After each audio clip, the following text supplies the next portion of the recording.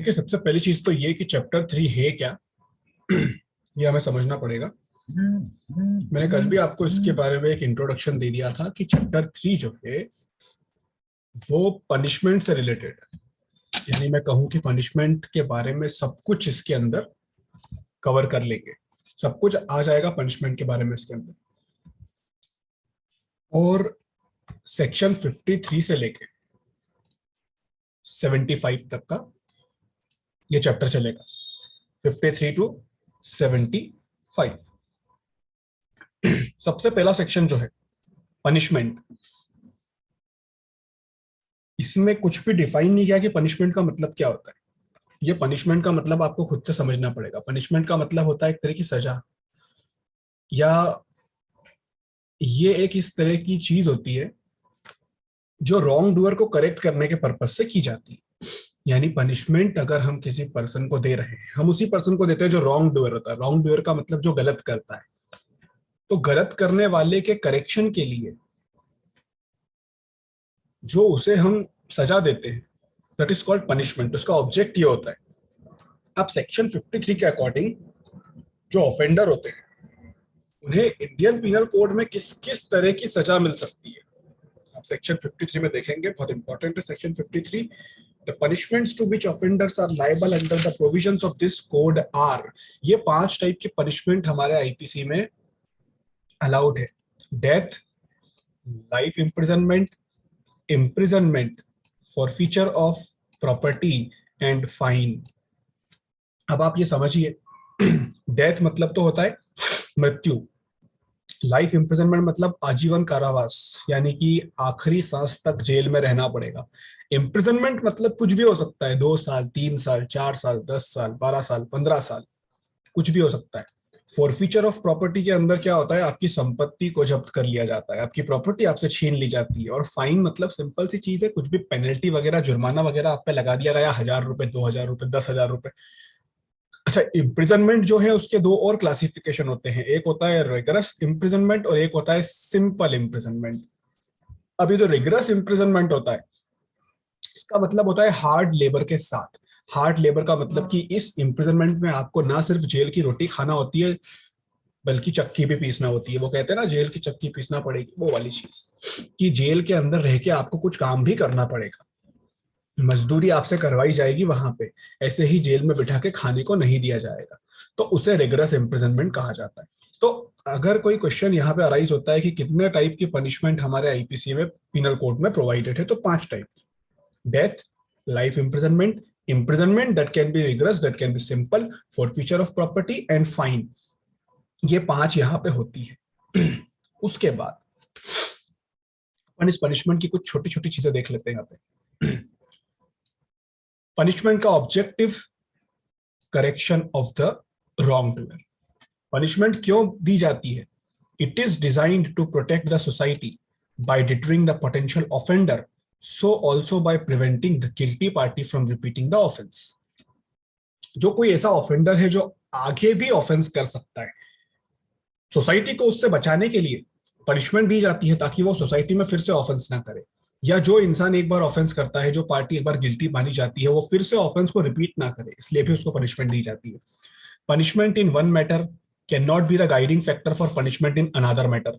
ये चीज हमेशा याद रखना। किसी एक केस में आपको पनिशमेंट मिली है, इस बेसिस पे दूसरे केस में भी आपको पनिशमेंट दी जाए, ऐसा जरूरी नहीं है। Punishment has a correlation with the facts in each case where punishment is imposed। आपने जो भी ऑफेंस किया है, आपको उस ऑफेंस के लिए जो भी पनिशमेंट मिलेगी, उस पनिशमेंट की जो इंटेंसिटी होगी, उस इंटेंसिटी का रिलेशन आपके केस के फैक्ट से होगा। आप आईपीसी में पढ़ेंगे, पिनल कोड में पढ़ेंगे, जब मैं आपको स्पेसिफिक ऑफेंसेस पढ़ाऊंगा तो आपको पता चलेगा कि उन्होंने हर एक ऑफेंस के लिए एक मिनिमम और एक मैक्सिमम पनिशमेंट फिक्स करके रखी है। यानी कोई हार्ड एंड फास्ट रूल नहीं है कि चोरी करेंगे तो 3 साल की ही सजा मिलेगी। 3 साल तक की मिल सकती है, मतलब कि 2 साल की भी मिल सकती है, 1 साल की भी मिल सकती है। तो सवाल ये उठता है कि ये जो कोर्ट को डिस्क्रिशन दिया है पनिशमेंट डिसाइड करने का, ये कोर्ट कैसे डिसाइड करती है? तो it has a correlation with the facts of the case. वो केस के फैक्ट्स पे डिपेंड करता है कि सजा कितनी देना है। Then sentence should be such that to meet the ends of justice. जो चीज मैं आपको यहाँ बता रहा था कि जैसे कि 3 साल की उसमें मैक्सिमम पनिशमेंट है, मिनिमम उसमें कुछ भी हो सकती है। अगर मिनिमम प्रिस्क्राइब की गई है कि 1 साल मिनिमम तो देना ही पड़ेगा और मैक्सिमम 3 दे सकते हो, उसके ऊपर नहीं जा सकते। मतलब आपको सजा 1 से 3 के बीच में देना है, 1 साल से 3 साल के बीच में। सवाल ये उठता है कि आप ये कैसे डिसाइड कर रहे हो कि 1 से 3 के बीच में कौन सी दें, 2 साल दें, 2.5 साल दें। एक चीज तो मैंने बता दी कि it has a correlation with the facts of the case, but दूसरी चीज, सजा इतनी होना चाहिए कि वो एंड्स ऑफ जस्टिस को मीट कर सके। यानी कि जो विक्टिम है, उस विक्टिम के साथ अन्याय ना हो जाए कि किसी ऑफेंडर ने या किसी एक्यूज्ड ने विक्टिम के साथ इतना बुरा किया और एक्यूज्ड को सिर्फ और सिर्फ 6 महीने जेल में रुकना पड़ा। ऐसा अन्याय नहीं होना चाहिए। यानी कि एंड्स ऑफ जस्टिस वहां पर मिलना चाहिए पनिशमेंट से। अब ये सवाल उठता है कि एंड्स ऑफ जस्टिस मिल रहे हैं कि नहीं मिल रहे हैं, इसको कैसे डिसाइड करेंगे? Again it depends on the facts and circumstance of the case. Her case के फैक्ट और सर्कमस्टेंस पे डिपेंड करता है कि एंड्स ऑफ जस्टिस कितने पनिशमेंट में मिल जाएंगे। ठीक है, कोर्ट जो है जब पनिशमेंट डिसाइड करती है तो किन किन चीजों को अपने दिमाग में रखती है? इसका एक बड़ा फेमस केस था, state of Himachal Pradesh versus Nirmala Devi, AR 2017। और भी बहुत सारे केसेस में ये चीज बोली गई है, बट ये लेटेस्ट है 2017 का। Court must keep in mind the gravity of the crime, motive of the crime, nature of the offence and all other attendant circumstances. यानी कि कोर्ट जब किसी को पनिशमेंट देती है तो उस पनिशमेंट देते वक्त उसने क्या क्राइम किया है, क्राइम करने के पीछे उसका मोटिव क्या था। मोटिव का मतलब होता है कि उसने क्राइम क्यों किया, ठीक है, या उसका क्या, वहां पे उसका क्या उद्देश्य था, और जो उसने ऑफेंस किया है उसका नेचर क्या है, और उसके अलावा और भी दूसरे अटेंडेंट सर्कमस्टेंसेस की जब ऑफेंस हो रहा था तो और क्या क्या परिस्थितियां वहां पे थी। ये सारे सर्कमस्टेंसेस को मिलाने के बाद कोर्ट ये डिसाइड करती है कि what is the appropriate punishment to be given. ठीक है, उसके बाद आप और केस देखेंगे यहाँ पे।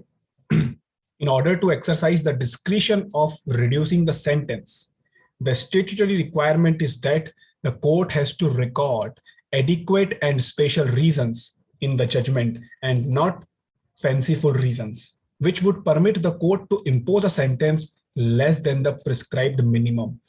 अब ये देखिए, ये वाला केस लॉ आपके लिए बहुत इंपॉर्टेंट है।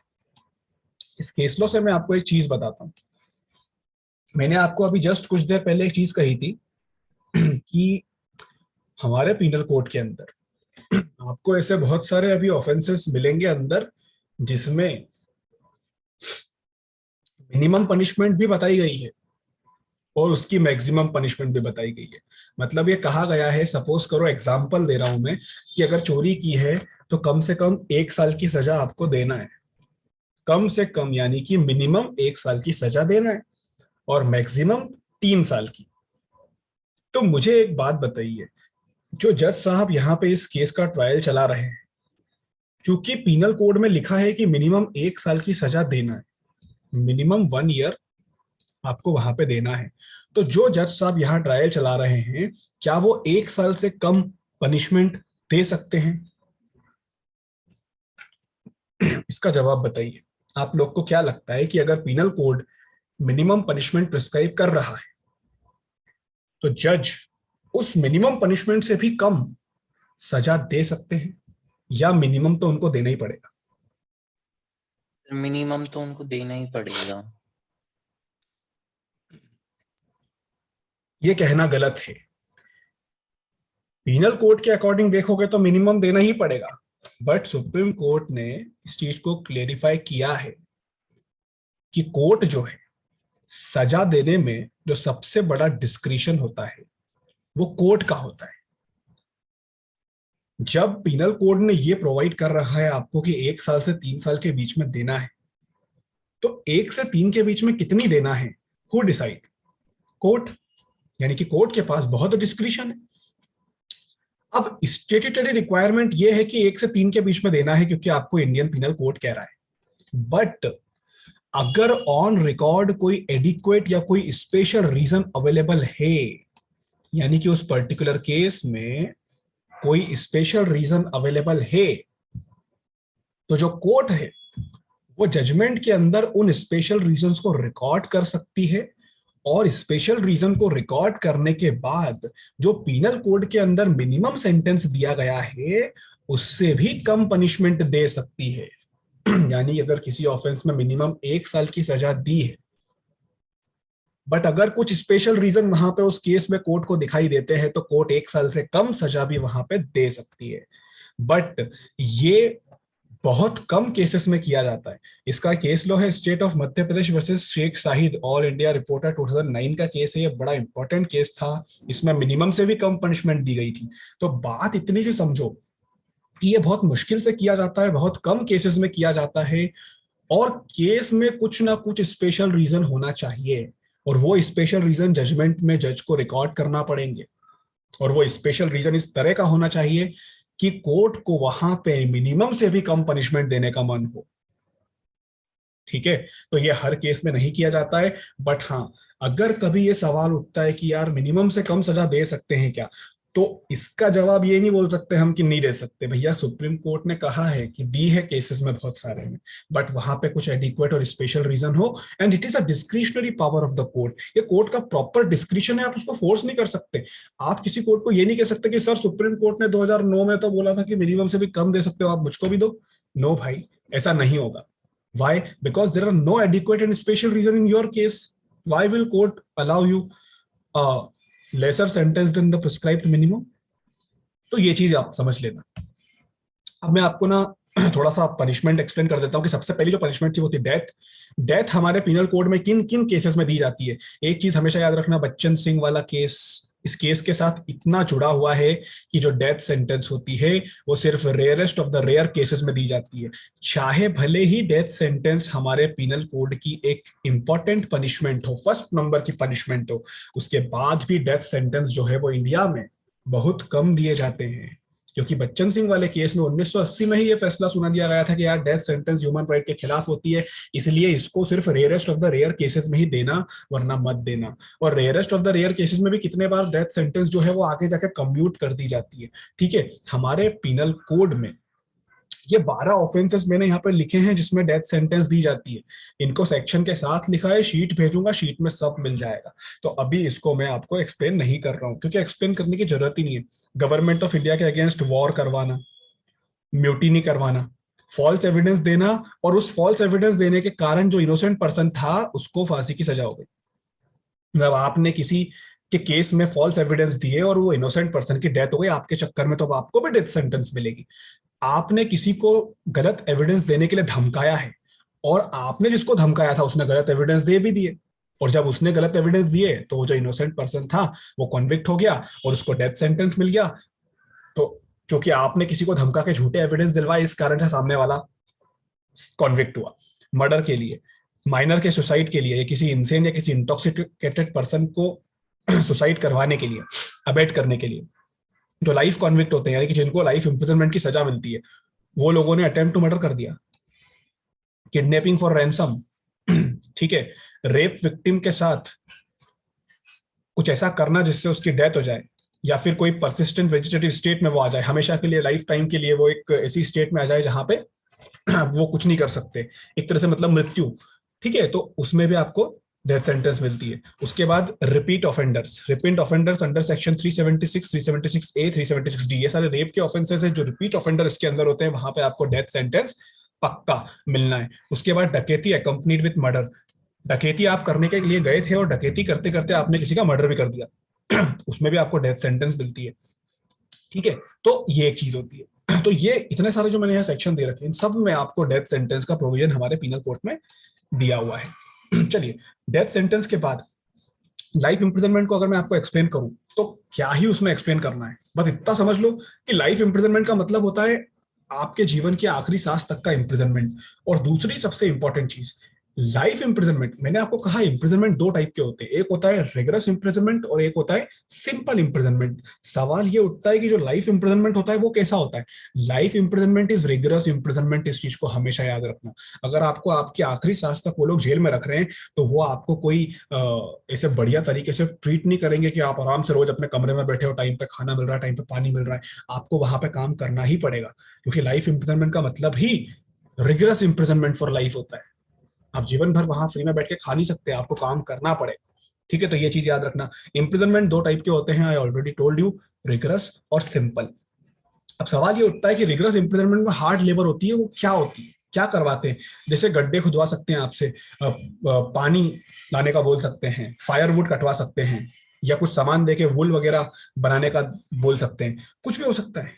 ठीक है, बट सिंपल इम्प्रिजनमेंट में आपको सिर्फ वो जेल में रख दिया जाता है, आपसे कुछ नहीं करवाया जाता है, बढ़िया खाना वाना आपको मिलता है, कोई दिक्कत नहीं होती।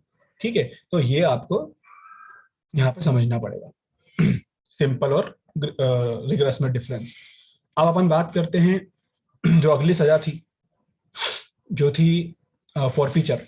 अब देखो, फॉरफीचर ना पहले दो टाइप के होते थे। ये मैंने यहाँ पे एक चीज लिखी कि forfeiture of all property is not abolished, repealed section 61 and 62। अरे ये नॉट लिख दिया मैंने, ये नाउ है, इसको आप लोग करेक्ट कर लीजिएगा। 1 सेकेंड ना, मैं करेक्ट कर देता हूँ इसको। ये नाउ था, नॉट लिखा गया है, नाउ एबॉलिश्ड। ठीक है, ये जो रिपील्ड सेक्शन लिखे ना मैंने यहाँ पे 61 62, इसका मतलब है कि ये दो सेक्शन जो थे 61 और 62 ये हट गए थे। वहां पे आपकी जो हर तरह की प्रॉपर्टी थी उसके फॉरफीचर के बारे में बताया था। इसको कहते थे एब्सोल्यूट फॉरफीचर। एब्सोल्यूट फॉरफीचर का मतलब होता है कि आपके पास जितनी भी प्रॉपर्टी होती है सब कुछ गवर्नमेंट आपसे छीन लेती है। बट चूंकि इसको गलत माना गया था कि सब तरह की प्रॉपर्टी छीनना एक तरह की गलत चीज होती है, इसलिए इसको हमारे लेजिस्लेचर ने रिपील कर दिया था, एबॉलिश कर दिया था 1921 में।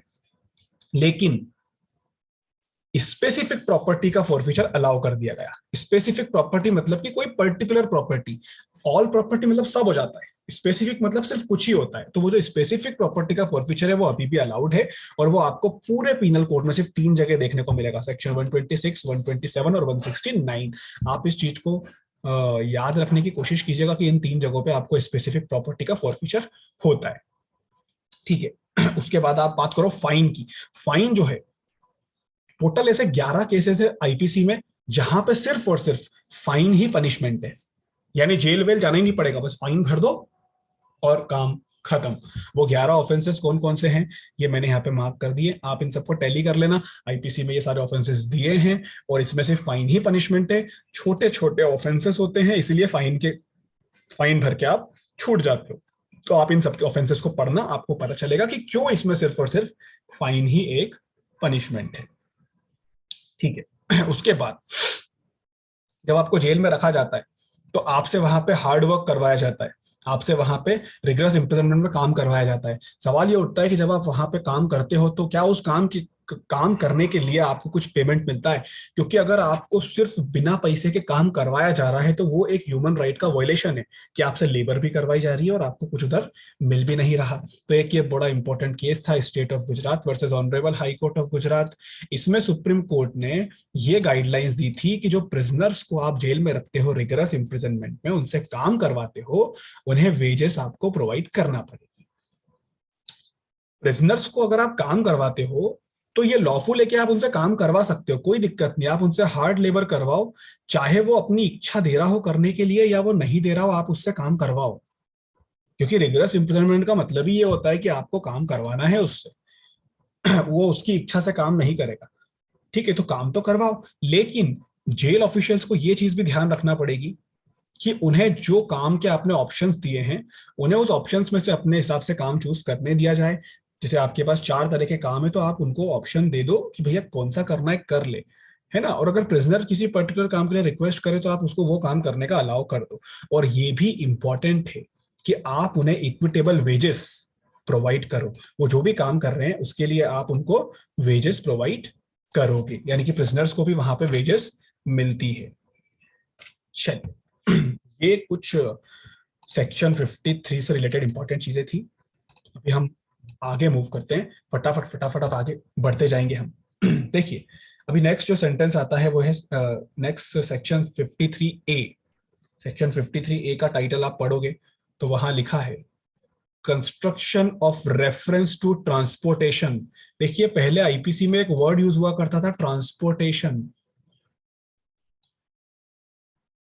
जिसको हम आज लाइफ इंप्रिजनमेंट बोलते हैं ना, उसको पहले ट्रांसपोर्टेशन फॉर लाइफ के नाम से आईपीसी में पढ़ा जाता था। अभी हम बोलते हैं लाइफ इंप्रिजनमेंट, पहले इसको बोलते थे ट्रांसपोर्टेशन फॉर लाइफ। ठीक है। तो ये जो सेक्शन 53A है, पहले तो ये समझ लो कि इसमें 53A आ रहा है, मतलब ये सेक्शन ओरिजिनली आईपीसी में नहीं था, ये बाद में ऐड किया था। ये कब ऐड किया था? 1955 में, by the act number 26 number का जो एक्ट था 1955 का, उसमें इसको ऐड किया था। और ऐड क्यों किया था? सिर्फ इसके दो कारण थे। पहला, कि आईपीसी में जिस जगह पे भी ट्रांसपोर्टेशन फॉर लाइफ लिखा है उसको आप लाइफ इंप्रिजनमेंट पढ़ेंगे। और दो तरह के ट्रांसपोर्टेशन हुआ करते थे, एक होता था ट्रांसपोर्टेशन फॉर शॉर्टर पीरियड और एक होता था ट्रांसपोर्टेशन फॉर लाइफ। ठीक है।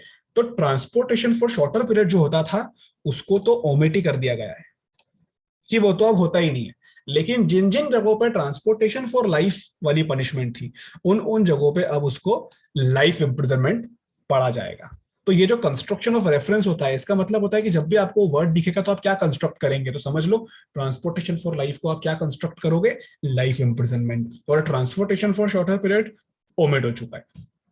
बस इतनी सी बात थी। अब आ जाओ सेक्शन 54 पे। सेक्शन 54 पे आओगे तो बड़ा इंपॉर्टेंट टॉपिक यहाँ पे आपके सामने मौजूद है, जिसको हम कहते हैं commutation of sentence of death. पहली चीज, सबसे पहली चीज, ये चीज तो आपको रटा जाना चाहिए कि डेथ सेंटेंस को कम्यूटेट अगर किया जाता है तो आईपीसी में सेक्शन 54 में किया जाता है। कम्यूट का मतलब होता है रिड्यूस करना, और रिड्यूस का मतलब होता है कम करना। मतलब कि जो आपको डेथ सेंटेंस मिली है उसको कम कर दिया जाएगा।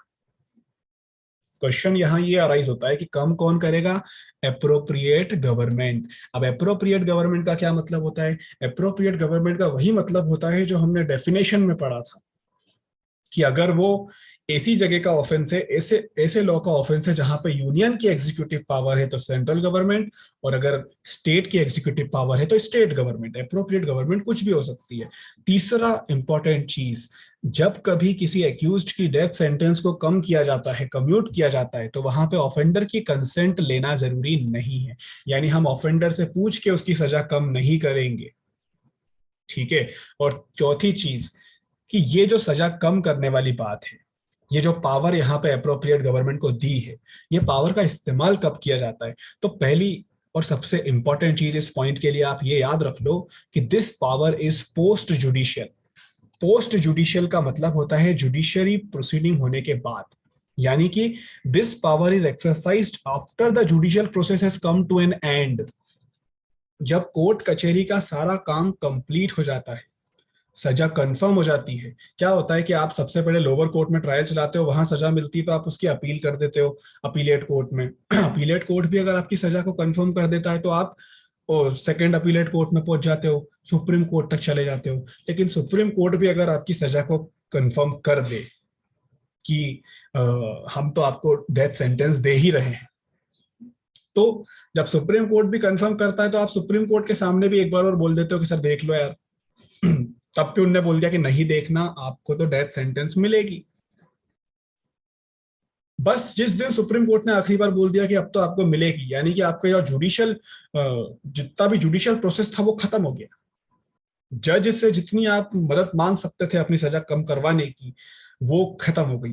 तो अब जब ये जुडिशियल प्रोसेस पूरा कंप्लीट हो जाएगा तो ये वाली पावर का एक्सरसाइज अप्रोप्रिएट गवर्नमेंट कर सकती है। तो एक चीज यहाँ पे आपको याद रखना है कि this power is post judicial power. और एक और चीज, कि ये एक एग्जीक्यूटिव फंक्शन है, इसका जुडिशरी से कोई लेना देना नहीं है, क्योंकि जुडिशियल प्रोसेस तो हमारी ऑलरेडी एंड हो चुकी है। तब अप्रोप्रिएट गवर्नमेंट ये कदम उठा सकती है। तो अप्रोप्रिएट गवर्नमेंट अगर ये कदम उठाती है तो ये एग्जीक्यूटिव का फंक्शन है, ना कि जुडिशरी का। और एक और चीज, no convict has a fundamental right of remission और शॉर्टनिंग ऑफ सेंटेंस। क्योंकि पीनल कोड में ये प्रोविजन दिया है कि डेथ सेंटेंस को कम्यूट करके छोटा कर सकते हैं, कम कर सकते हैं, बट इसका मतलब ये नहीं है कि हर कॉन्विक्ट के पास ये फंडामेंटल राइट है कि उसकी डेथ सेंटेंस को वो कम करवा सके। वरना अगर सेक्शन 54 को फंडामेंटल राइट समझ लिया जाएगा तो हर डेथ सेंटेंस का आरोपी अपनी सजा कम करवाने के लिए यहाँ पे पहुंच जाएगा। ठीक है। तो ये फंडामेंटल राइट नहीं है, तो ये आपको यहाँ पे समझना पड़ेगा। अब सेक्शन 54 को आप पीनल कोड से देखोगे, आईपीसी से, तो वहां पे बस इतना लिखा है कि in every case in which sentence of death shall have been passed, the appropriate government without the consent of the offender commute the punishment for any other punishment provided by this code. Death sentence को कम करेंगे तो करेंगे किसमें, तो उसमें क्या लिखा है कि कम करके आप अपने ही आईपीसी के किसी भी दूसरी तरह की पनिशमेंट में आप उसको कन्वर्ट कर सकते हो, यानी आप उसको लाइफ इंप्रिजनमेंट में कन्वर्ट कर सकते हो। ठीक है, अब इसके कुछ केस लॉ, 3 केस यहां पे बहुत इंपॉर्टेंट है। 3 सबसे इंपॉर्टेंट केस। सबसे पहला टी वथीस्वरन केस 1983 का है ये केस। इसमें सुप्रीम कोर्ट की 2 जज वाली एक बेंच बैठी थी, और यहां पे क्वेश्चन ये था कि एक एक्यूज्ड था who was convicted for an offence of murder and sentenced to death. He was kept in solitary confinement for about 8 years and he was entitled to commutation of death sentence. क्या हुआ था यहाँ पे, यहाँ पे ये हुआ था कि एक 2 जज की बेंच थी सुप्रीम कोर्ट की, उनके सामने एक केस था कि जो एक एक्यूज्ड है जिसको ऑलरेडी डेथ सेंटेंस मिल चुकी है, एक एक्यूज था उसको ऑलरेडी डेथ सेंटेंस मिल चुकी है, बट उसकी डेथ सेंटेंस को एग्जीक्यूट नहीं किया गया, मतलब कि फांसी उसको मिल चुकी है, यानी फांसी की सजा उसकी कंफर्म हो चुकी है, बट 8 साल बीत गए हैं। 8 साल से वो सॉलिटरी कन्फाइनमेंट में। सॉलिटरी कन्फाइनमेंट का मतलब होता है कि उसको अलग कर दिया जाता है। जिस इंसान को फांसी मिल जाती है ना, उसको नॉर्मल जेल से अलग कर देते हैं कि भैया अब तू अलग रहे, अब तेरा सोशल से कट आउट हो चुका है, समाज से कट आउट हो चुका है, क्योंकि अब तेरे को फांसी देने वाले। तो 8 साल तक उसको ऐसा अलग रख लिया, 8 साल से उसको फांसी नहीं दी। तो उसने क्या करा, सुप्रीम कोर्ट में जाके यह मुद्दा उठा लिया कि यार 8 साल से आप मेरे को फांसी नहीं दे रहे हो, ये एक ग्राउंड होता है कि अब आप मुझे फांसी नहीं दे सकते, आप मेरे डेथ सेंटेंस को कम्यूट करो। यानी 8 साल से आपने मुझको फांसी नहीं दी, जबकि मुझे फांसी कंफर्म हो चुकी है, आपने क्यों नहीं दी? ये गलत चीज होती है कि आप 8 साल से मुझे रख रहे हो, फांसी भी नहीं दे रहे हो, आप मेरे डेथ सेंटेंस को कम्यूट करो, बिकॉज 8 साल तक मुझे अलग रखना is a ground for commuting the death sentence. ठीक है, तो सुप्रीम कोर्ट ने यहां पे क्या माना, सुप्रीम कोर्ट ने यहां पे खुद का प्रिंसिपल बना दिया कि अगर किसी इंसान को फांसी की सजा होती है और अगर उसकी फांसी की सजा को एग्जीक्यूट करने में 2 साल से ज्यादा का डिले हो जाता है, यानी कि 2 साल हो चुके हैं आपको फांसी की सजा कंफर्म हुए, बट अभी तक आपको फांसी पर लटकाया नहीं गया, ठीक है, मतलब कि आपको फांसी की सजा आज मिली और मिलने के बाद 2 साल बीत गए, बट आपको फांसी की सजा एग्जीक्यूट नहीं की गई है, फांसी पर लटकाया नहीं गया, तो it should be considered a sufficient to entitle the person under sentence of death to invoke article 21 and demand the quashing of sentence of death। तो सुप्रीम कोर्ट ने यहां प्रिंसिपल क्या बना दिया, 2 साल वाला रूल, कि अगर फांसी की सजा मिली है तो भैया 2 साल के अंदर उसको एग्जीक्यूट कर दो। अगर 2 साल के अंदर एग्जीक्यूट नहीं करोगे तो एक्यूज जो है वो आर्टिकल 21, जिसको हम राइट टू लाइफ कहते हैं, जीने का अधिकार, एक्यूज्ड अपना अधिकार यूज कर लेगा आर्टिकल 21 का, और वो अपनी डेथ सेंटेंस को क्वाश करवाने के लिए डिमांड करेगा। तो ये जो केस था टी वाथीस्वरन केस, इस टी वाथीस्वरन केस के अंदर आपको सबसे इंपॉर्टेंट चीज क्या याद रखना है, 2 इयर्स रूल, 2 साल वाला रूल यहां पे सुप्रीम कोर्ट ने, देखो याद करने की trick, T for 2, T Vatheeswaran case, 2 जज की बेंच थी सुप्रीम कोर्ट की और 2 साल का इनने प्रिंसिपल बना दिया, ठीक है। बट इस चीज पे बहुत डिबेट हुआ कि ये 2 साल का रूल तो थोड़ा सा अजीब है, तो फिर एक केस आया Sher Singh versus state of Punjab, जो कि उसी साल का था, 1983 का ही था और कुछ ही दिन बाद आ गया था। इसमें जो थी वो 3 जज वाली बेंच थी। आपको तो इतना तो पता होगा कि सुप्रीम कोर्ट की अगर कोई छोटी बेंच होती है तो उसके ऊपर वाली जो बड़ी बेंच होती है उसका फैसला ज्यादा इंपॉर्टेंट होता है। तो अब यहाँ पे देखो 3 जज की बेंच थी। अब ये 3 जज की बेंच ने क्या किया, इन्होंने कहा though prolonged delay in the execution of death sentence is unquestionably an important consideration for determining whether the sentence should be allowed to be commuted, but no hard and fast rule that delay exceeding 2 years should be considered sufficient to entitle a person to invoke article 21 and demand the quashing of sentence। क्या समझ में आया आपको इस line से? किसी को इस लाइन से कुछ मतलब समझ में आया हो तो मुझे बताइए। सर जो प्रोलॉन्ग्ड डिले होता है फांसी की सजा को एग्जीक्यूट करने के लिए, वो डेफिनेटली एक इम्पोर्टेंट कंसिडरेशन है कि भाई वो अपनी डेथ सेंटेंस को कम्यूट के अंदर मतलब डेथ सेंटेंस को कम्यूट करवा सके। लेकिन ये कोई हार्ड एंड फास्ट रूल नहीं है कि जो 2 साल का ही पीरियड है वो ही सफिशिएंट मान लिया जाए। यस, यानी सुप्रीम कोर्ट ने यहाँ पे इन 3 जजेस की बेंच ने ये कहा कि यार हमसे पहले जो 2 जज की बेंच थी टी वाथीस्वरन वाले केस में, उन्होंने जो कुछ भी वहां पे अपनी फाइंडिंग निकाली है वो सही है। ये बात बिल्कुल सही है कि अगर आपको डेथ सेंटेंस हुआ है पर वो एग्जीक्यूट नहीं हो रही है, उसमें प्रोलॉन्ग डिले हो रहा है, बहुत लंबा डिले हो रहा है, तो ये बड़ी एक इंपॉर्टेंट चीज है। हम इससे ये डिटरमाइन कर सकते हैं कि हम उस डेथ सेंटेंस को कम्यूट करें या नहीं करें, हम कर सकते हैं, हमारा डिस्क्रिशन है on the basis of facts and circumstance, but ये कोई हार्ड एंड फास्ट रूल नहीं है कि अगर 2 साल का डिले हुआ है तो डेथ सेंटेंस को कम करना ही पड़ेगा, या वहां पे अक्यूज जो है वो अपना आर्टिकल 21 यूज करेगा ही करेगा। ऐसा हार्ड एंड फास्ट रूल मत बनाओ, सुप्रीम कोर्ट ने ऐसा कह दिया। अब एक तरफ है टी वाथीसुरन का केस जहां पे 2 साल का रूल है, एक तरफ शेर सिंह का केस जहां पे 2 साल का रूल हटा। 2 साल का रूल सही तो माना गया but hard and fast rule नहीं माना गया। तो इस तरह से 2 डिसेंटिंग ओपिनियन यहाँ पे अराइज हो गए। अब किसको माने कैसे माने, बड़ी जज के बेंच वाले को माना जाएगा, लेकिन क्या हुआ, छोटी छोटी कोर्ट में छोटे वाले जजेस की बातों को भी लगा दिया जाता है। बट ये जो डिसेंटिंग व्यू है, फाइनली ये व्यू एक केस में सेटल हो गया 1989 में, यानी 83 के बाद 6 साल बाद। केस था Triveniben versus state of Gujarat. ये सुप्रीम कोर्ट की कॉन्स्टिट्यूशन बेंच थी। ये कॉन्स्टिट्यूशन बेंच को ना सबसे अच्छा माना जाता है। आपको पता है कॉन्स्टिट्यूशन बेंच का क्या मतलब होता है? कॉन्स्टिट्यूशन बेंच का मतलब होता है सुप्रीम कोर्ट की एक ऐसी बेंच जो किसी पर्टिकुलर चीज के लिए बैठी हो, किसी स्पेशल चीज के लिए बैठी हो, और वो स्पेशल चीज ऐसी हो जो हमारे कॉन्स्टिट्यूशन को ही इंटरप्रेट कर देगी। मतलब कि ये वाली जो बेंच होती है ये किसी स्पेशल चीज के लिए बैठती है, और इसमें मिनिमम 5 जजेस होना चाहिए। मिनिमम आप कॉन्स्टिट्यूशन में पढ़ेंगे, उसमें लिखा है कि जो कॉन्स्टिट्यूशन बेंच होती है जो किसी स्पेशल टॉपिक के लिए बैठती है उसमें मिनिमम 5 जजेस होना चाहिए। जो कि पहले वाले केस में 2 थे, बाद वाले में 3, ये 5 सबसे बड़ा। और फाइनली इस केस ने जो ऊपर बताए हुए 2 केस थे उसमें जो कॉन्फ्लिक्टिंग व्यूज थे उसको सेटल कर दिया। और सबसे पहली चीज उसने क्या करी कि जो वाथीसुरन का व्यू था ना उसको ओवर रूल कर दिया। आपको यहां से एक क्वेश्चन बन सकता है जो आपको याद रखना है कि वाथीसुरन केस का जो व्यू था उसको किस कोर्ट ने और किस केस में ओवर रूल किया? त्रिवेणी बेन वाले केस में उसको ओवर रूल किया।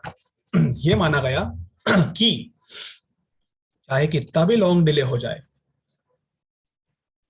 चाहे कितना भी लॉन्ग डिले हो जाए, तो वाथीसुरन केस में कहा था ना कि अगर लॉन्ग डिले हो जाएगा तो एक्यूज्ड को वहां पे सजा कम करवाने का अधिकार रहेगा।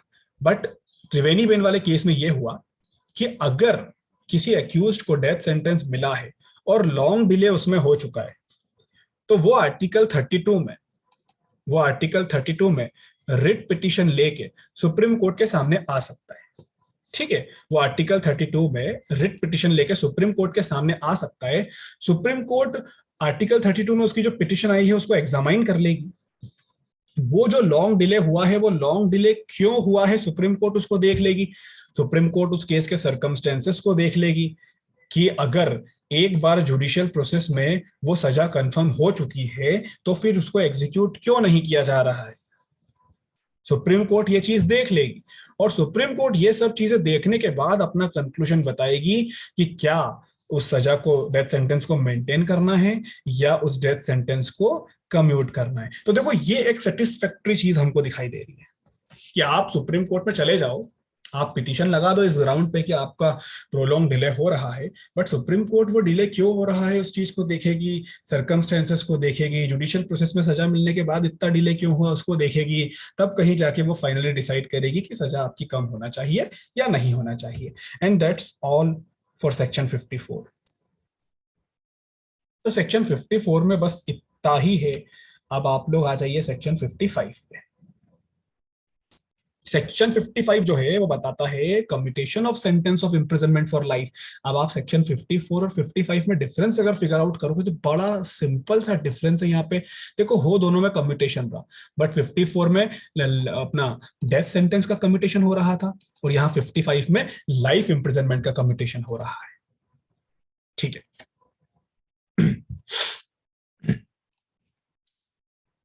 तो अब सेक्शन 55 अब ध्यान से समझना है ना। सेक्शन 55 यहां पे कुछ जो इंग्रेडिएंट्स हैं वो सेम वही रहेंगे जो सेक्शन 54 में थे। जैसे कि एप्रोप्रिएट गवर्नमेंट यहां पे भी होगी, ऑफेंडर की कंसेंट लेना यहां पे भी जरूरी नहीं है।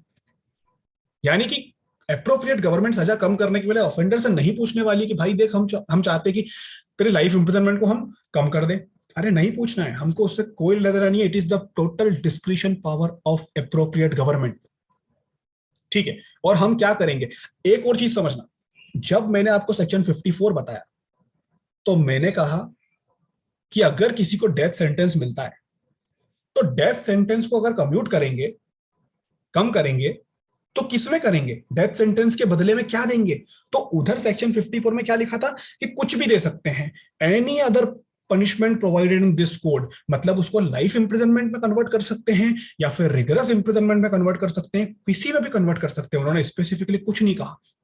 लेकिन सेक्शन 55 में इन्होंने क्लियरली कहा है कि अगर आप लाइफ इंप्रिजनमेंट को कम्यूट करोगे तो आप उसे 14 साल के अंदर कन्वर्ट कर दोगे, यानी 14 इयर्स वाला क्राइटेरिया। मैं आपको कल एक चीज कह रहा था ना कि लोग कहते हैं कि लाइफ इंप्रिजनमेंट का मतलब होता है 14 साल की जेल, वो यहां से उसको मिसकंसेप्शन अपने दिमाग में बिठा लेते हैं, यहां से वो गलत सोचना चालू कर देते हैं कि अरे यार सेक्शन 55 में तो लिखा है कि 14 साल से ज्यादा की नहीं हो सकती, मतलब कि लाइफ इंप्रिजनमेंट का मतलब 14 साल होता है। बट ये गलत है ना, हमें ये समझना पड़ेगा कि this is the commutation power, it is the discretion of appropriate government, कि अगर अप्रोप्रिएट गवर्नमेंट को ये ठीक लगता है तो वो लाइफ इंप्रिजनमेंट को 14 ईयर्स में कन्वर्ट कर सकती है। बट अगर सही लगता है तो, अगर नहीं लगा तो, अगर नहीं किया तो, ठीक है, तो नहीं किया तो नहीं किया, आखिरी सांस तक जेल में रखो, और अगर कर दिया तो 14 ईयर्स के बाद आपको छोड़ दिया जाएगा। ये देखो मैंने यहाँ पे लिखा है, in the absence of order under section 55, अगर सेक्शन 55 का ऑर्डर नहीं दिया गया है तो life convict can not be release even after the expiry of 14 years. तो एक जो लाइफ कन्विक्ट होता है उसको 14 साल के बाद भी हम छोड़ेंगे नहीं। क्यों नहीं छोड़ेंगे? क्योंकि सेक्शन 55 में अप्रोप्रिएट गवर्नमेंट ने उसकी सजा को कम ही नहीं किया, तो क्यों छोड़ेंगे? तो ये सेक्शन 55 है, इसके इंग्रेडिएंट्स याद रखना, सजा कम्यूट करके किस में कन्वर्ट की जा रही है वो याद रखना, ठीक है। चलिए ये भी हो गया। उसके बाद हम आते हैं सेक्शन 55A। नाउ अगेन आपको यहाँ पे 55A दिखाई दे रहा है, यानी फिर से एक चीज समझ गए कि ये सेक्शन इनिशियली नहीं प्रेजेंट होगा, बाद में इंसर्ट किया था। अब इंसर्ट किया तो किया कब? 1950 में, 1950 में इन्होंने अप्रोप्रिएट गवर्नमेंट की डेफिनेशन यहाँ पे शो कर दी। अब एक चीज समझना, 1950 में ही क्यों किया? देखो अंग्रेजों के जमाने में अप्रोप्रिएट गवर्नमेंट का मतलब कुछ और होता था, हमारे आजादी के बाद अप्रोप्रिएट गवर्नमेंट का मीनिंग कुछ और हो गया। तो आजादी के बाद 1947 के बाद 3 साल बाद 1950 में इस अप्रोप्रिएट गवर्नमेंट का मीनिंग बदल दिया गया। तो जहां पे यूनियन की एग्जीक्यूटिव पावर एक्सटेंड होती है उसको सेंट्रल गवर्नमेंट बोलते हैं, जहां पे स्टेट की एग्जीक्यूटिव पावर एक्सटेंड होती है उसको स्टेट गवर्नमेंट बोलते हैं। अब ये कौन से एरिया है जहां पे इनकी एग्जीक्यूटिव पावर एक्सटेंड होती है? इसके लिए आपको संविधान पढ़ना पड़ेगा, कॉन्स्टिट्यूशन पढ़ना पड़ेगा। बट इतना समझ लो कि सेंट्रल गवर्नमेंट के पास जहां जहां भी पावर होती है वहां अप्रोप्रिएट गवर्नमेंट सेंट्रल गवर्नमेंट होती है, स्टेट गवर्नमेंट के पास जहां पावर होती है यानी कि अपनी स्टेट के लोकल लिमिट्स में, वहां पे अप्रोप्रिएट गवर्नमेंट स्टेट गवर्नमेंट होती है। सेक्शन 56 पे आओगे तो यूरोपियंस और अमेरिकन करके कुछ चीज दिखाई देगी, पढ़ने की बिल्कुल जरूरत नहीं है क्योंकि टोटली वो सेक्शन अब रिपील हो चुका है, हम उसको नहीं पढ़ेंगे। अब आप आइए सेक्शन 57 पे। सेक्शन 57 में क्या लिखा है? Fraction of terms of punishment. मैंने आपको कल ना 2 चीजें बताई थी। अच्छा एक काम करो, पहले रिज्वाइन कर लो, मीटिंग एंड होने वाली है, फिर समझते हैं।